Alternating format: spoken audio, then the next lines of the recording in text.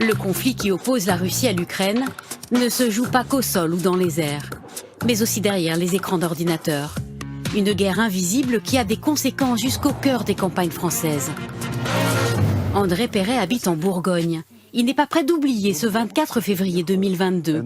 D'un seul coup, plus aucune connexion Internet. La réception satellite se faisait par cette parabole. Plus moyen d'avoir de connexion, plus moyen d'avoir de téléphone non plus. Nous sommes dans une zone blanche ici. Nous étions complètement privés de toute possibilité de connexion avec le monde extérieur. Vous avez un coup de fil d'urgence à passer, qu'est-ce que vous deviez faire? Il faut prendre sa voiture et puis aller en haut des vignes, un petit peu plus haut là-bas, pour retrouver un peu de 4G.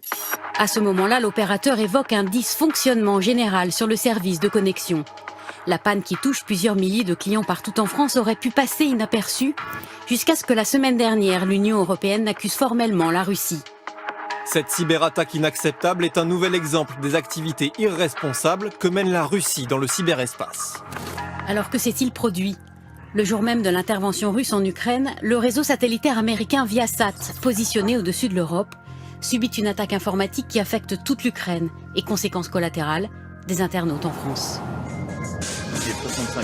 Mais parfois, les cyberattaques visent la France directement. Entre les deux tours de l'élection présidentielle, le site internet d'En Marche tombe en panne. Le mot traître est même apposé sur une photo d'Emmanuel Macron. Une opération revendiquée par les hackers du groupe Killnet, qualifié de pro-russe par les autorités américaines. Ils reprochent à la France son soutien à l'Ukraine. En France, pour contrer cette menace, une entreprise recrute des hackers pour détecter les failles des systèmes informatiques. Des hackers vertueux, chevaliers blancs du piratage. On peut avoir cette même démarche que l'attaquant pour justement protéger les entreprises et challenger en fait le système qu'on a en face de nous. Une stratégie défensive face aux attaques informatiques étrangères, mais le ministère des Armées dit aller plus loin encore. Oui, on évolue dans un contexte de cybermenace qui est grandissant, mais on s'est doté d'une doctrine de lutte informatique offensive. On assume de pouvoir mener des actions dans le cyberespace pour préserver nos intérêts.